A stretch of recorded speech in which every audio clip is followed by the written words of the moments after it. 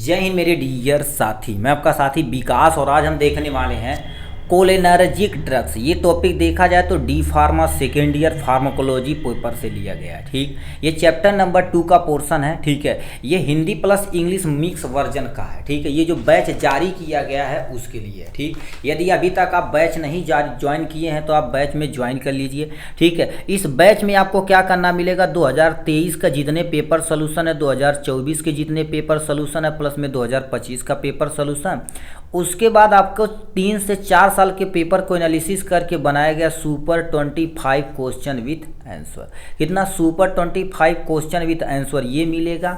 ठीक है, उसके बाद हर एक सब्जेक्ट, यदि फर्स्ट ईयर में तो फर्स्ट ईयर में, सेकेंड ईयर में है तो सेकेंड ईयर में, आपको हर एक सब्जेक्ट का क्या कर दिया जाएगा, डेली लेक्चर लिया जाएगा। क्या होगा? हर एक सब्जेक्ट का डेली लेक्चर लिया जाएगा। इस समय फार्माकोलॉजी चल रहा है। डेली लेक्चर के बाद आपको क्या कर दिया जाएगा, ग्रुप में जोड़ने के बाद आपको इस नोट का, जो ये प्यारा सा आपके सामने नोट है, इसका PDF तुरंत आपके क्या हो जाएगा, व्हाट्सएप पे चला जाएगा PDF के फॉर्म में। ठीक है, आप बैच नहीं ज्वाइन किए हैं तो आप नीचे यानी कॉन्टैक्ट नंबर दिया गया, वहाँ पर कॉन्टैक्ट करके आप कभी भी बैच ज्वाइन करिए। हिंदी में चाहिए हिंदी इंग्लिश मिक्स उसका भी, और इंग्लिश चाहिए तो इंग्लिश दिया गया है।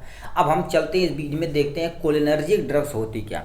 अब कोलिनर्जिक ड्रग्स होती क्या, इसके बारे में हम समझते हैं क्या लिख रखा है, आगे देखते हैं यहाँ से। ठीक है, इसको साइड में लाते हैं। देखिए क्या लिख रखा है। कोलिनर्जिक ड्रग्स ऐसी दवाइयाँ होती जो एसिटाकोलिन की क्रियाओं को बढ़ाती या रोकने का काम करती है। ठीक, मोस्टली क्या कर देती है, ये बढ़ाती है। ठीक, और ठीक, अब देखिए कोलिनर्जिक क्या होता है, एक तरह का रिसेप्टर होता है। कहने का मतलब आपको बता देना चाहते हैं, देखिए ये एक तरह का तुम्हारे पास रिसेप्टर होता है। इससे यदि बाइंड कर जाएगा तो इसके एक्शन को क्या कर देगा, तेज करेगा। फॉर एग्जांपल मान लेते हैं आपके सामने ये रिसेप्टर दिया गया है, इससे यदि बाइंड करेगा तो इसके एक्शन को क्या कर देगा ये बाबू, ये तेज करेगा। ठीक, पैरासिम्पैथेटिक नर्वस सिस्टम का प्राइमरी न्यूरोट्रांसमीटर होता। अब लिख रखा क्या, न्यूरोट्रांसमीशन नॉर्मल देखा जाए तो एक आपके सामने क्या हो गया, प्यारा सा न्यूरॉन दिया गया। ये आपके सामने क्या हो गया, प्यारा सा न्यूरॉन दिया गया।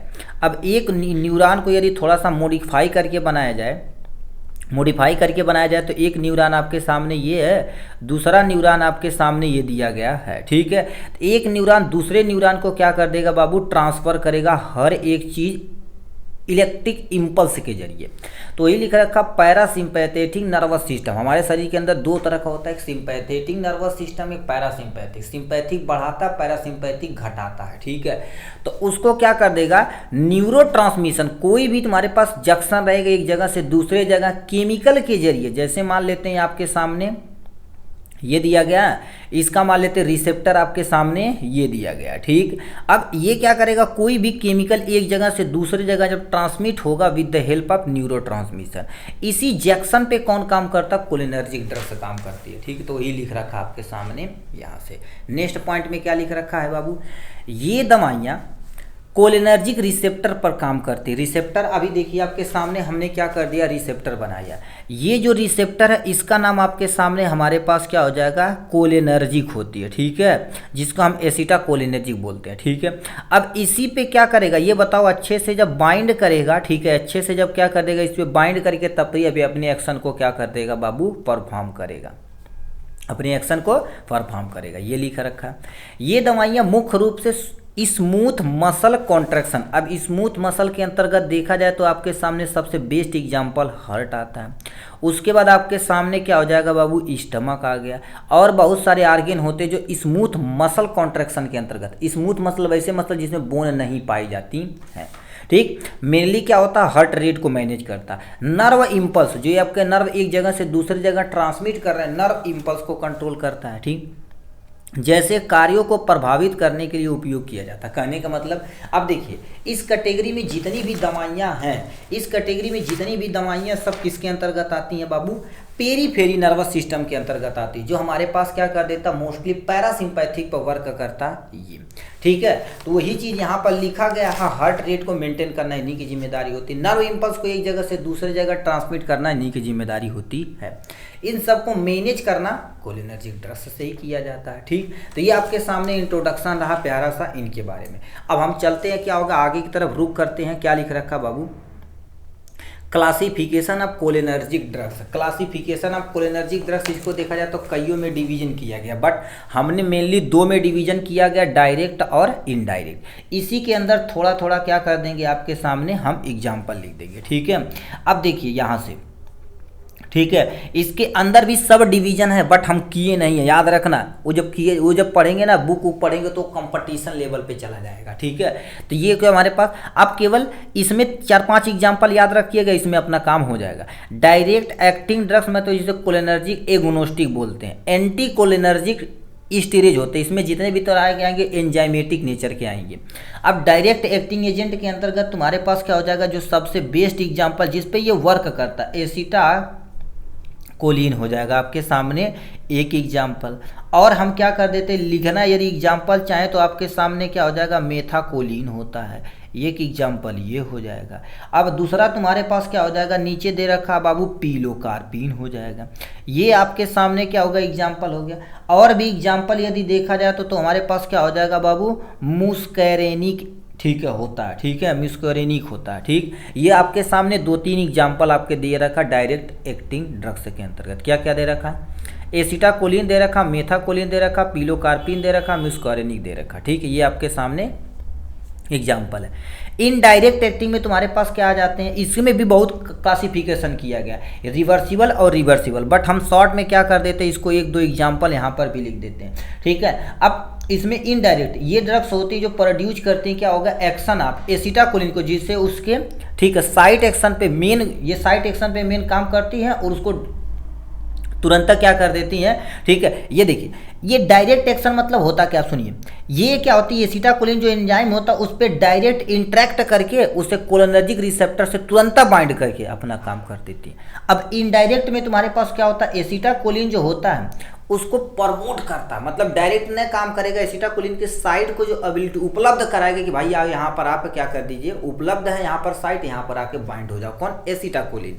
इसे ये इनडायरेक्ट रूप से काम करता है, ये डायरेक्ट बाइंड करवा देता है, ठीक है, इसीलिए डायरेक्ट एक्टिंग बोला जाता है, इनडायरेक्ट ड्रग्स बोला जाता है, ठीक है। इसमें आपके एग्जाम्पल तुम्हारे पास क्या हो जाएगा, फाइसोस्टिगमीन आ जाएगा आपके सामने, फाइसोस्टिगमीन आ जाता है, ये आपके सामने फाइसोस्टिगमीन एक एग्जाम्पल हो जाएगा। दूसरा एग्जाम्पल आपके सामने क्या लिख देते हैं, हमारे पास नियोस्टिगमीन लिख देते हैं, नियोस्टिगमीन हो जाएगा, नियोस्टिगमीन आपके सामने एक एग्जाम्पल हो जाएगा। और भी एग्जाम्पल तुम्हारे पास कईयों होते हैं, जैसे आपके सामने क्या हो जाएगा, ठीक है, कार्बारील हो जाएगा, ठीक है, ये आपके सामने कार्बारील हो जाएगा। अब नेक्स्ट में तुम्हारे पास क्या हो जाएगा, और एग्जाम्पल लिख देते हैं हमारे पास, ठीक है, डिस्टिगमीन हो जाएगा। तो ये आपके सामने हमने क्या कर दिया, इतना सारा एग्जाम्पल लिख दिया है, ETC कर देते हैं। ये डायरेक्ट पे वर्क करते हैं, ये इनडायरेक्ट पे वर्क करते हैं, इतना याद रखना है यहाँ से। अब इसका फार्माकोलॉजिकल एक्शन, मतलब इस कैटेगरी की जो दवा है हमारे शरीर के अंदर जाके किस किस आर्गन पे कैसे फंक्शन करते, उसको हमको यहाँ पर देखना है। क्या लिख रखा, ध्यान से सुनिए। हार्ट रेट, मतलब ये दवाइयाँ क्या कर देती है, हार्ट रेट तथा हार्ट कंडक्शन को क्या कर देती, कम कर देती है, ठीक। ये करने का काम किसका होता है, कोलिनर्जिक ड्रग्स का। और क्या लिख रखा, ग्लैंड, जैसे हमारे शरीर के अंदर लार ग्रंथियाँ होती है, पसीना होता, आंसू होता, ब्रोंको सिक्रीशन क्या कर देती, बढ़ा देती। मतलब ये दवाइयाँ हमारे शरीर के अंदर जाएगी तो लार का जो सिक्रीशन है उसको थोड़ा सा बढ़ा देगी, ठीक। उसके बाद पसीना, स्वेट ग्लैंड पे जाएगी स्किन के ऊपर, स्वेट ग्लैंड से कहेगी इसका प्रमोशन करिए, तो स्वेट ग्लैंड से पसीना निकालना शुरू कर देगा। आंसू, आंसू मतलब आपके सामने टीयर ग्लैंड के पास जाएगी, कहेगी भैया बाल भर टीयर निकालो, मतलब आंसू निकालने का काम करता है। ब्रोंकियोल सिक्रीशन, मतलब आपके लंग्स के अंदर ब्रोंकियोल सिक्रीशन का काम क्या कर देगा, थोड़ा सा बढ़ा देगा। तो ये मतलब ग्लैंड में सिक्रीशन के बढ़ाने का काम करता है, ठीक। आंख पे कैसे काम करता है, देखिए, आंख की पुतलिया का संकुचन, संकुचन मतलब देखिए एक कॉन्ट्रैक्शन होता है, एक संकुचन मतलब थोड़ा सा बढ़ावा देता, उसको बढ़ा देता, जिससे एक्वस ह्यूमर की निकासी क्या हो जाती, बढ़ जाती है। यदि आंख का स्ट्रक्चर आपको हम थोड़ा सा बना कर दे दें, ये हो गया, ये आपके सामने क्या हो गया, ये आँख का स्ट्रक्चर हो गया। यहाँ पर जो पाया जाता है उसको एक्वस ह्यूमर बोला जाता है। क्या हो जाएगा आपके सामने, एक्वस ह्यूमर बोला जाता है, ठीक है, एक्वस ह्यूमर बोला जाता है। और यहाँ पर जो पाया जाता है उसे विट्रस ह्यूमर बोला जाता है। ये आपके सामने ये वाला पोर्शन लेंस है, सिलेरी मसल इसको पकड़ के रखती, कार्निया वगैरह आप जान रहेंगे। एक्वस ह्यूमर क्या कर देती है, जो इसके प्रोडक्शन को क्या कर देगी, बढ़ाएगी, इससे प्रेशर बढ़ेगा, जिससे इंट्रा आकुलर प्रेशर बोला जाता है, ये थोड़ा सा इंक्रीज करेगी। अब भैया यहाँ पर सब जब बढ़ेगा तो जाहिर सी बात आंख से निकलना चाहिए, तो EIOP क्या हो जाएगा, धीरे धीरे बढ़ना शुरू कर देगा। ठीक, तो एक्वस ह्यूमर की निकासी बढ़ जाएगी। अब सांस पे क्या काम करता है, रिस्पायरेटरी ट्रैक्ट ब्रोंको कॉन्ट्रैक्शन करता है, जो ब्रेंक्यूल होती है उसको थोड़ा सा कॉन्ट्रैक्ट करेगा, जिससे अपना काम हो जाएगा।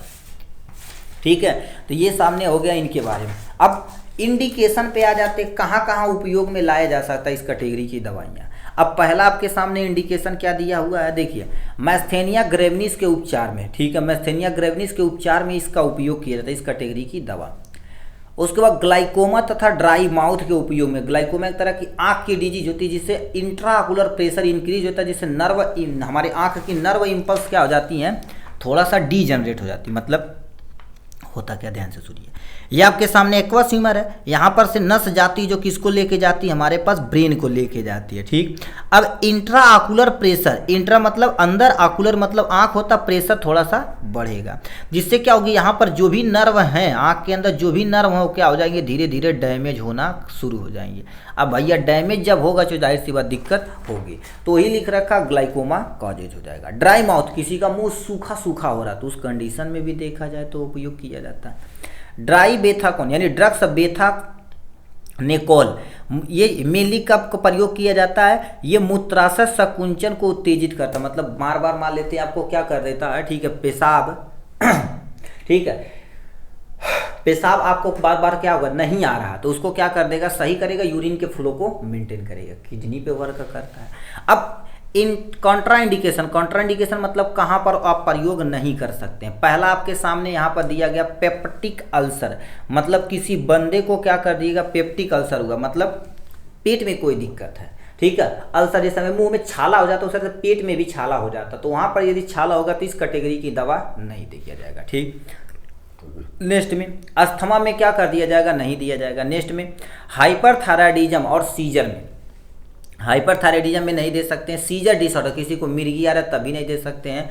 अदर रिस्पायरेटरी डिजीज में क्या कर सकते हैं, दे नहीं सकते, अस्थमा को छोड़ के। तो ये अस्थमा में तो अस्थमा में नहीं दे सकते हैं, रिस्पायरेटरी डिजीज में नहीं दे सकते हैं। उसके साथ साथ आप क्या हो जाएगी, प्रेगनेंसी में आप क्या कर सकते हैं, नहीं दे सकते हैं ये सारी कैटेगरी की दवाइयाँ। अब आते हैं डोज पे, कुछ डोजिंग कर लेते हैं। आपके सामने यहाँ पर लिख रखा है बेथानाकोल दिया गया 10 से लेके 50 mg, ये मोस्टली बीडी प्रयोग किया जाता है, यानी ट्विस ऑफ डे, मतलब दिन में क्या कर दिया जाता है, 2 बार दिया जाता है। दिन में कम से कितने, 2 बार हम बीडी लिख दिए। ठीक, अब क्या होगा, पिलोकार्पिन जो 1 से लेके तुम्हारे पास 4% का सोल्यूशन होता है, जो ऑप्थेल्मिक में प्रयोग किया जाता है, किसमें, आई ड्रॉप में प्रयोग किया जाता है, किसमें, आई ड्रॉप में प्रयोग किया जाता है ग्लाइकोमा डिजीज वगैरह के लिए। अब देखा जाए तो कहीं कहीं दिन में 3 बार डलवाते हैं, 4 बार डलवाते हैं, 4 टाइम। ठीक है, ये दिन में 4 बार डलवाते हैं, कहीं कहीं 3 बार डलवाते हैं, डिपेंड करता है कंडीशन।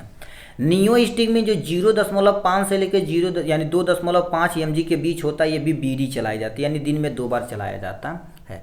तो ऐसे बहुत सारी दवाइयाँ इस कैटेगरी में हैं, बट हम उतना नहीं लिखे, केवल आपको क्या कर देना है, उतना ही याद रखना जितने आपके लिए बहुत ज़रूरी है। ठीक है, तो इस तरह से देखा जाए तो हमने क्या कर दिया है, ठीक है, कोलिनर्जिक ड्रग्स को पूरा अच्छे तरीके से डिफाइन कर दिया आपके सामने यहाँ से। ठीक, तो चलिए आज के लिए बस इतना ही, फिर मिलेंगे नेक्स्ट वीडियो में नेक्स्ट टॉपिक के साथ, तब तक के लिए bye bye and take care.